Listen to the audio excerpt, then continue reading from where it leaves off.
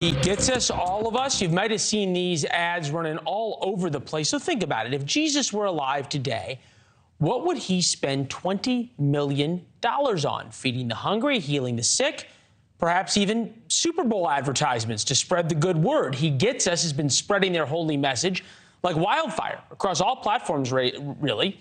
Dozens of NFL games on CBS Sports, Twitter, TikTok, and now the Super Bowl. 30-second ad goes for $7 million. We can't help but wonder, where are they getting all this money, and what is exactly the end goal? With that, He Gets Us spokesperson Brad Hill is with us. All right, so Brad, interesting ads. They're engaging. They make you think. What's the point? Yeah, Leland, these ads have been running now for about 10 months, and we're excited to be heading to the big game. The simple objective we really have is to help Americans take a fresh look at Jesus. Specifically, he's got this brand of radical love, this confounding sense of forgiveness, and it's being portrayed, whether it's the ad you just showed, we look at different slices of who Jesus was, what he taught, how he lived, how he behaved.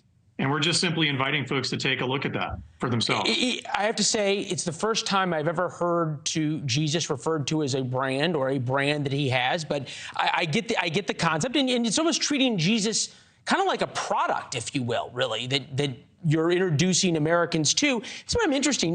Decline of followers, 1972, 90% of Americans Christians, 2020 down to 64%, projected to be 35% by 2070. You think it's that people don't understand Jesus's brand and you got to sell it to them, or is it trying to in some way change people's minds of what they already know, their belief of what it is? Well, actually, our research shows that Jesus is generally seen very positively. In fact, well over half the culture has a positive to very positive view of Jesus.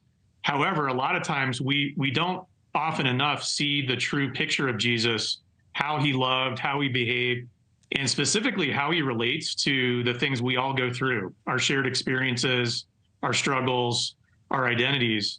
And so if anything, the brand of Jesus is doing just fine.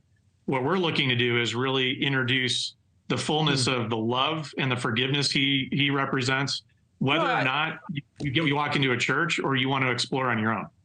No, look, people experience religion in different ways. Our agenda is to rediscover the love story of Jesus and rebrand, these are your words, the faith, appeal to those who've been neglected by the church, LGBTQ+, liberals, those aware of church scandals, different races and ethnicities, and bring people back to what the gospel message is. This isn't cheap to do.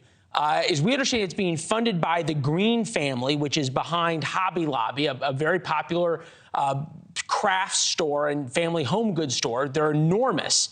Net worth of $14 billion. They were involved in lawsuits, religious freedom lawsuits, and their foundation's done an enormous amount of work.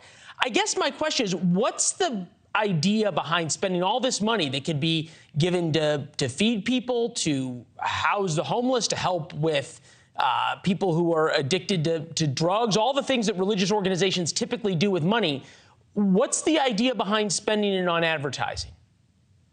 Well, yeah, and by the way, the Green family you referenced is certainly part of this, but we have many, many donors who are supporting this, and we're grateful for it. And you're right, it's expensive to be in major media.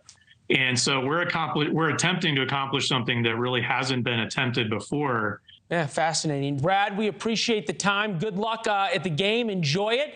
We'll be watching. Thanks for watching. Go to newsnationnow.com to find NewsNation on your television provider. And don't forget to subscribe. Click the red button to get more of NewsNation's fact-driven, unbiased coverage.